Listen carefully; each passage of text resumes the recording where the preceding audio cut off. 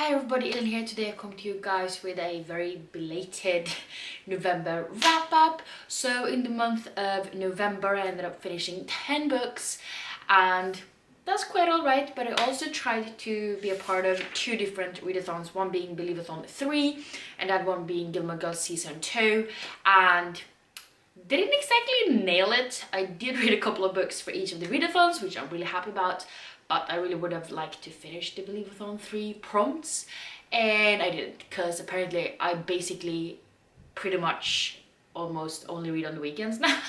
I read like 5 pages a day during the work week because I'm fucking tired and I need vacation. But yeah, let's talk about the books I did read. So I ended up reading Sylvie, I don't really know how to pronounce it, but this is written by Lupita Nyong'o and illustrated by Vashti Harrison. And Lupita Nyong'o is a famous actress. She received the Academy Award for Best Supporting Actress. I just saw this book and it seemed so beautiful. I can show you guys maybe some pictures. So in this one we meet Sylvie and she's just a little girl on the cover, and she just want to find out like why she's a lot darker than her parents and her older sister, because they describe it in the first couple of pages that Sylvie is the color of midnight while her mom is the color of dawn, her dad is the color of dusk, and her sister was the color of high noon. And it's basically about Sylvie like growing to accept and love who she is and what she looks like and everything like that. And this story was so beautiful, it made me tear up a little bit. It was just so well written and it's beautifully illustrated, and I really love the sort of growth that Sylvie goes through, and her parents are really supportive about it and everything like that. And it was just a beautiful read. I'm giving this one 5 out of 5 stars, and this finished the prompt for Believeathon 3, which was listen to an audiobook or read a book out loud, and I ended up reading this book out loud. I also read The Haunting of Evelyn Jones by Phil Hicks. This is a really short book. This is about Evelyn Jones. She goes to live with her aunt because her mom is supposed to go visit her grandmother in the hospital, so she spends a couple of days with her aunt, and it's kind of a ghost town, kind of creepy, kind of like disturbing sort of doll thingies out in the yards and everything like that. And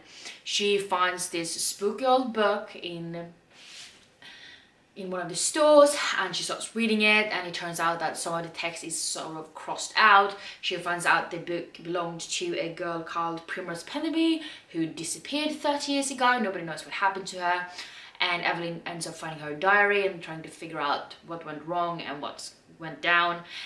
This is a really quick, entertaining read, very spooky if you will, and ended up giving this book 4 out of 5 stars. And this book actually finished 2 challenges for Believeathon 3, which was read a mystery and also read a book published in 2020. And then I also read Alice in Wonderland, the graphic novel, which is done by Russell Putner and Simona Bursey, based on the story by Lewis Carroll. This is beautifully illustrated, and as you guys know, based off my shelves, probably right here, I love Alice in Wonderland. I've read it like 13 times, 14 if you count this one, I think.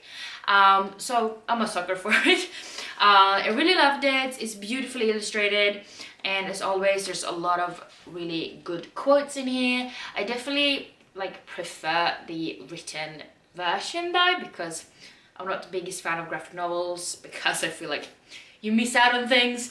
But yeah, overall really great. As always, I ended up giving this book 4.5 out of 5 stars, and this one finished 1 prompt for the Believeathon 3, which was reading a book with colorful cast of characters, and for the Gilmore Girls Season 2, the challenge of reading a book from Rory Gilmore's reading list. And then I also read You Deserve Each Other by Sarah Hoggle. This is an adult romance novel, and this one we meet Naomi and Nicholas. They are engaged, but both of them are kind of feeling like the relationship has gone down the drain, they don't really have feelings for each other anymore, and they just want the other one to call off the engagement, but they don't want to do it themselves because the one calling off the engagement will be the one that has to pay for all of the wedding related stuff they were already put the money out for because it's non-refundable. So they sort of try to get the other one to break up after the engagement, and they do sort of pranks on each other and they treat each other really badly.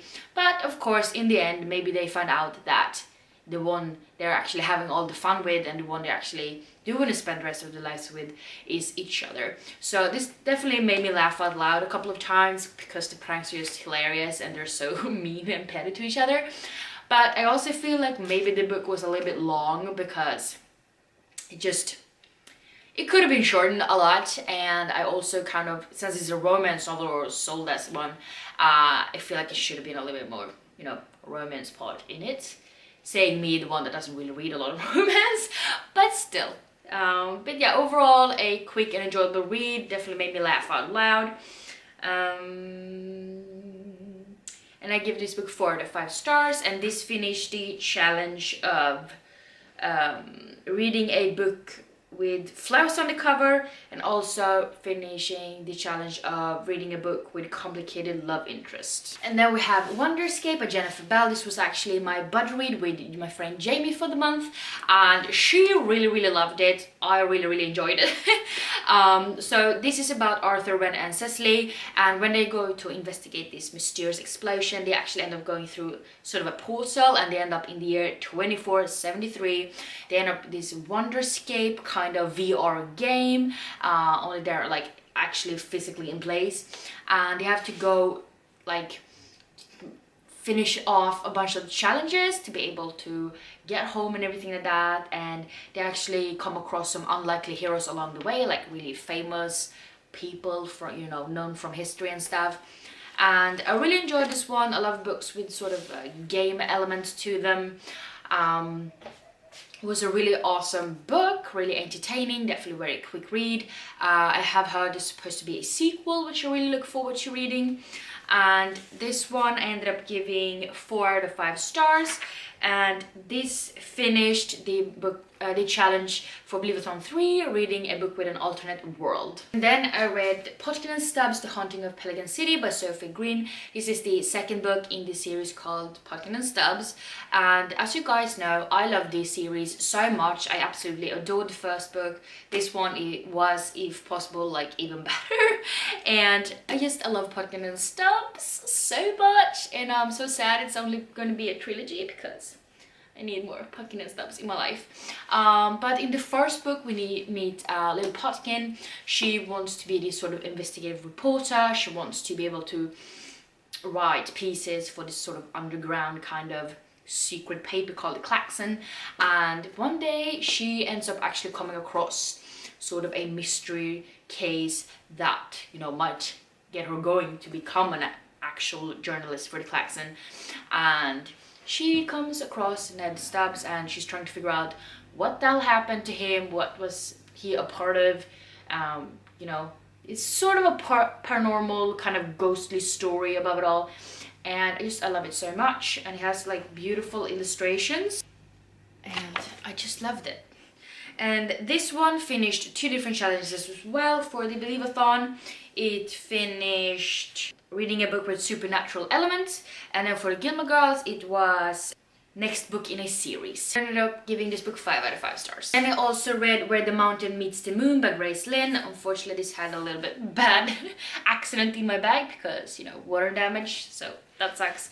But this one we meet Minley, and she lives in the valley of Fruitless Mountain. There's not a lot of things growing there. People living there are really poor. They don't really have a lot of money or anything. And one day Minley has grown up with the stories from her father, telling her about, for instance, the man in the moon and how he can, you know, help you with things. And she actually goes on this mission trying to find the man in the moon to be able to find out how she's going to give her family, you know, good fortune. And along the way she meets like a talking fish, a powerful king, and a dragon who can't fly. And it's just beautiful, and it has really beautiful illustrations as well. And I really loved it. It was a quick read, beautifully illustrated, and like the story is beautifully written, and you get to take part of these different stories that the father tells them as well, and you get to read them, and it was just very different from anything I've ever read before, and I really enjoyed this. And this one also finished 2 different challenges. For Believathon, it finished with read a book with an author that comes from a different culture than itself, and it also finished read the challenge to read a book about folk tales and like folklore and stuff like that. And I ended up giving this book 4 out of 5 stars. And then I also read Podken and Stamps' Ghost Catcher by Sophie Green. This is the 3rd and final book in the Podken and Stamps trilogy, which I'm so sad about, and I already described this book for you guys before, but basically the paranormal ghost shit is continuing on, and there's like ghost catcher now, so they have to make sure that, you know, the right ghosts get caught by the ghost catcher and not like the wrong one. That's really vague, but that's on purpose. And I love this story so much, and I just fly through these books so quickly. So if you want to have a really quick middle grade book, I definitely recommend you guys this middle grade series because it's amazing and I loved it. Of course, I gave it 5 out of 5 stars. This book finished the challenge for Believathon, reading a book about ghosts. Then I also read Dr. Jekyll and Mr. Hyde by Robert Louis Stevenson. This is about Dr. Jekyll, and he has sort of a bad side, does bad things. And you know, we're just gonna keep it vague like that because it was really good. I enjoyed it, definitely very different from all of the other classics I've read. These days I try to read like 1 classic a month at least. But yeah, really enjoyed it. Definitely want to read more by Robert Louis Stevenson. And yeah, it was really interesting premise and interesting characters. Although the story was really short, so I would have appreciated getting more like of a meaty story to it. I ended up giving this book 3 out of 5 stars. And this finished the challenge for Gilmore Girls.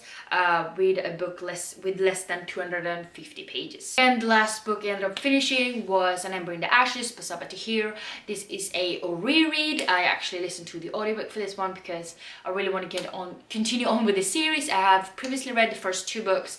I own the 3rd book, never got around to it, and the 4th book comes out, or did come out in November, or is it December? I don't know, the end of this year, and I really need to read them, and I don't know why I haven't already.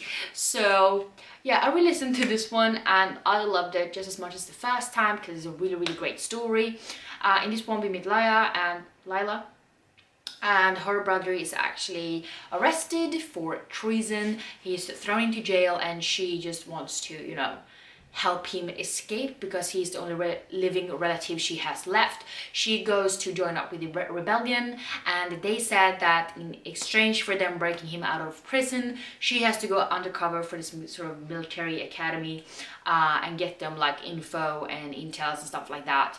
And while there, she meets this mask that they call him, sort of a military man called Elias, and none of them wants to be there because it's really tough and hard life, really brutal and everything. So they, you know, kind of join forces. And I just love this series so much, and I really want to continue on with it because I know book 2 is just as good, and I have really high hopes for the rest of the series as well. So hopefully this will be one of the series I will finish basically next year. But yeah, I ended up giving this book 5 out of 5 stars, just like the first time. And then I also ended up reading about 70% of The Wild Way Home by Sophie Kirtley. This is another middle grade book. This is about Charlie, and his younger brother is born in the hospital, and they find out that he has this sort of heart condition and he has to go into surgery and everything like that. Charlie runs out into the forest, and that's when he suddenly emerges into the Stone Age and shit goes down. So yeah, this is what I'm reading right now. And yeah, those were all of the 10 books I read this month. Hopefully I will be able to read a little bit more in December when I have a little bit more time and at least a little bit of vacation. Hopefully, we'll see because of the pandemic. So if you read any great books this month, please let me know down below what those were. Maybe you read something really awful, let me know as well. And if you like this video, please don't forget to give me some thumbs up. And also don't forget to subscribe to my channel by clicking the little button down below. And yeah, I hope to see each other in the next one. Bye!